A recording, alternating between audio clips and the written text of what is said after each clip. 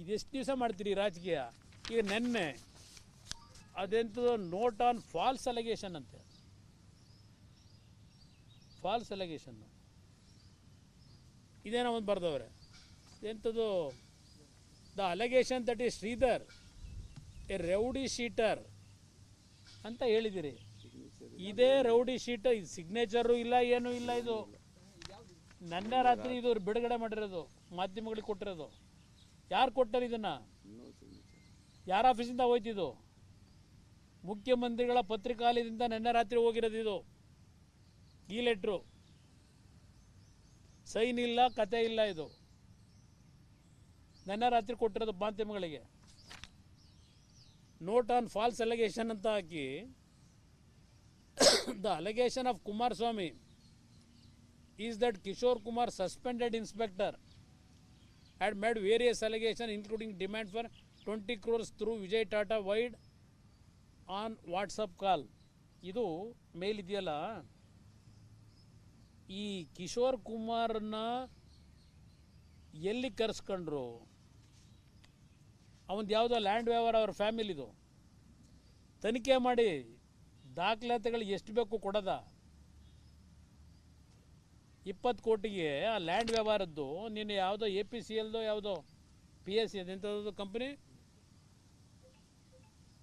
ಇದೆಲ್ಲ ಡೆಲ್ಲಿಲಿ ಇತ್ತಲ್ಲ, ಈಗ ಸೀಸ್ ಆಗಿದೆಯಲ್ಲ PSCL,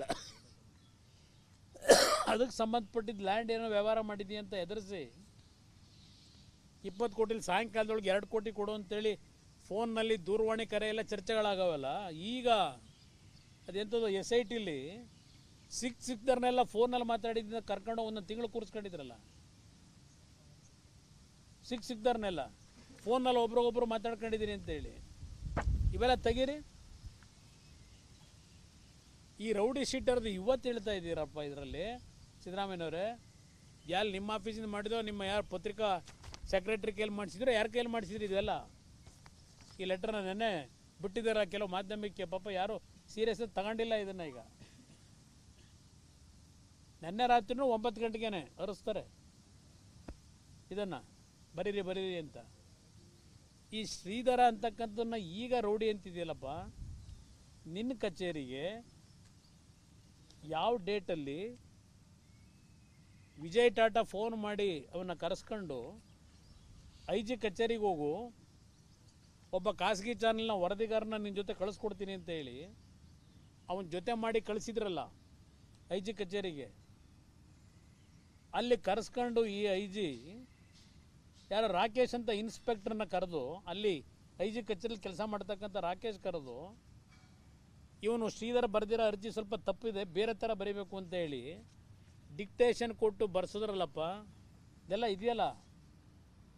ರಾಕೇಶು ಬದುಕವನಲ್ವ, ನಿಮ್ಮ ಕಚೇರಿಯಲ್ಲಿ ಕೆಲಸ ಮಾಡಿಲ್ವ ಆ ಡೇಟಲ್ಲಿ? ತಗ್ಸಿ ಎಲ್ಲ ಯಾವ ಎನ್ಕ್ವೈರಿ ಮಾಡ್ತೀರಿ? ಈ ಅಧಿಕಾರಿಯ ಘನಂದಾರಿ ಕೆಲಸ ಮಾಡಿರೋದು.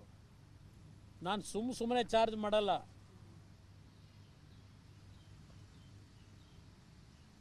ನಾನು ಗವರ್ನರ್ನ ಕಚೇರಿಗೆ ಅವಮಾನ ಮಾಡಿ, ಗೌರವಾನ್ವಿತ ರಾಜ್ಯಪಾಲರನ್ನ ಕಚೇರಿ ತಲಾಶ್ ಮಾಡಲಿಕ್ಕೆ ನನಗೆ ಪರ್ಮಿಷನ್ ಕೊಡಿ ಅಂತ ಹೇಳಿ ಲೆಟ್ರು ಬರೆದಂಥದ್ದನ್ನು ಮಾಧ್ಯಮದಲ್ಲಿ ಲೀಕ್ ಮಾಡಿ ಯಾವ ಥರ ನಡ್ಕೊಂಡ್ರಿ? ಅದನ್ನು ನಾನು ಕೇಳಿದ್ದು, ಪ್ರಶ್ನೆ ಮಾಡಿದ್ದು. ನನ್ನ ತನಿಖೆ ಬಗ್ಗೆ ನೀವು ಇನ್ನೂ ಎಷ್ಟು ದಿವಸ ಬೇಕಾದ್ರೂ ಇಟ್ಕೊಳ್ಳಿ, ಮಾಡ್ಕೊಳ್ಳಿ. ಇನ್ನೂ ಏನೇನಿದೆ ತನಿಖೆ ಮಾಡ್ಕೊಳ್ಳಿ, ನಾನು ತಯಾರಾಗಿದ್ದೀನಿ. ಅದು ಒಂದು ಭಾಗ. ಮುಖ್ಯಮಂತ್ರಿಗಳು ಅದು ಪಾಪ ಅದಂತೂ ಹಾರ್ಡ್ಶಿಪ್ ಅಂತೆ. ಇವರು ಕರ್ನಾಟಕಕ್ಕೆ ಬರಬೇಕಾದ್ರೆ ಪಾಪ ಇವ್ರಿಗೇನೋ ಫ್ಯಾಮಿಲಿ ಹಾರ್ಡ್ಶಿಪ್ ಇತ್ತಂತೆ. ಅದರ ಮೇಲೆ ಏನೇನೋ ಸುಳ್ಳು ದಾಖಲೆ ಸೃಷ್ಟಿ ಮಾಡಿ ಯಾವ ಥರ ಬಂದಿದ್ದೀರಿ ಗೊತ್ತಿದೆ ಎಲ್ಲ. ಇದೆಲ್ಲ ಮುಂದೆಲ್ಲ ಚರ್ಚೆ ಮಾಡೋಣ, ಅದ್ರ ಬಗ್ಗೆ ಈಗ ನಾನು ಚರ್ಚೆ ಮಾಡೋಕ್ಕೆ ಹೋಗಲ್ಲ.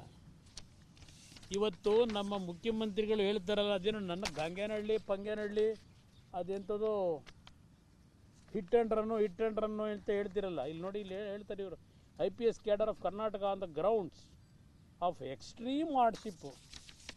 ಇದೇ ಥರ ಸಾವಿರಾರು ಜನ ಕೇಳ್ತಾರೆ, ಎಲ್ಲರಿಗೂ ಕೊಡ್ತೀರಾ? ಇದೆಲ್ಲ ಇರಲಿ, ಆಮೇಲೆ ಮಾತಾಡೋಣ. ಇಲ್ಲಿ ಪಾಪ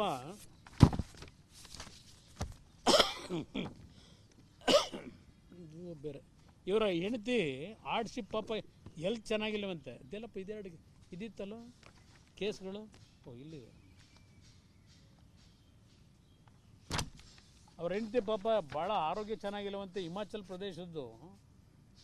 ಪಾಪ ಅವ್ರಿಗೆ ಆರೋಗ್ಯ ತುಂಬ ಕಷ್ಟವಂತೆ, ಜೀವಕ್ಕೆ ಅಪಾಯ ಅಂತ ಹೇಳಿ ಇಲ್ಲೆಲ್ಲೋ ನಿಮ್ಮ ಏಮ್ಸಲ್ಲಿ ಸರ್ಟಿಫಿಕೇಟ್ ಮಾಡಿಸಿ ಕರ್ನಾಟಕಕ್ಕೆ ಬಂದಿಲ್ಲಪ್ಪ. ಏನು ಹಾರ್ಡ್ಶಿಪ್ಪು, ಯಾವ ಕಾಯಿಲೂ ಇಲ್ಲ. ಈಗ ಸರ್ಕಾರದ ಕೆಲವು ಕಾರ್ಯಕ್ರಮಗಳಿಗೆ ಪ್ರೈವೇಟ್ ಏಜೆನ್ಸಿ ಮಾಡ್ಕೊಂಡು ಟೆಂಡರ್ ಹಾಕ್ಕೊಂಡು ಏನೇನು ಮಾಡ್ಕೊಂಡಿದ್ದೀರಿ ಎಲ್ಲ ಡಾಕ್ಯುಮೆಂಟ್ ಇಟ್ಟಿದ್ದೀವಿ. ಇದು ಹಾರ್ಡ್ಶಿಪ್ಪು. ಇದು ಒಂದು ಭಾಗ ಇರಲಿ. ನಮ್ಮ ಮುಖ್ಯಮಂತ್ರಿಗಳು ಹೇಳ್ತಾರಲ್ಲ, ಇಲ್ಲಿ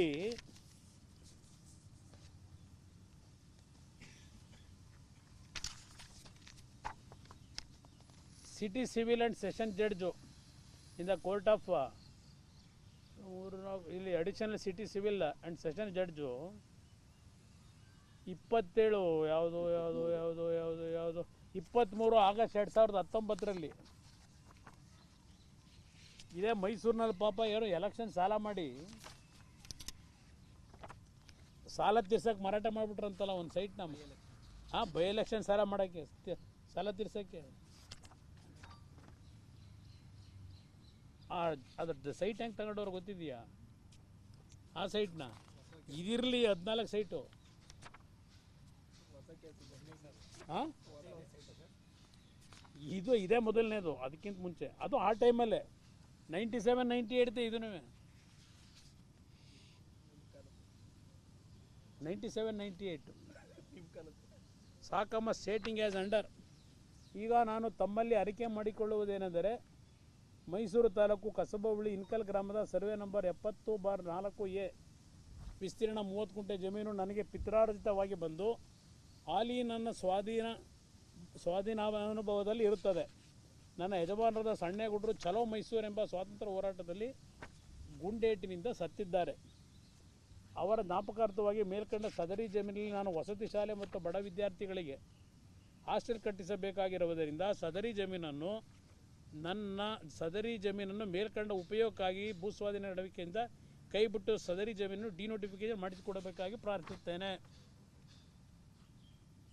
ಇದು ಪಾಪ ವಸತಿ ಶಾಲೆ ಬಡ ವಿದ್ಯಾರ್ಥಿಗಳಿಗೆ ಅವ್ರು ಗುಂಡೇಟಲ್ಲಿ ತೀರ್ಕೊಂಡು ಹೋಗಿರ್ತಾರಲ್ಲ, ಅವ್ರ ಜ್ಞಾಪಕಾರ್ಥ ಮಾಡೋಕ್ಕೆ ಅಂತ ಡಿನೋಟಿಫಿಕೇಶನ್ ಮಾಡಿಸ್ಕೊತಾರೆ 25 ದಿವಸದಲ್ಲಿ.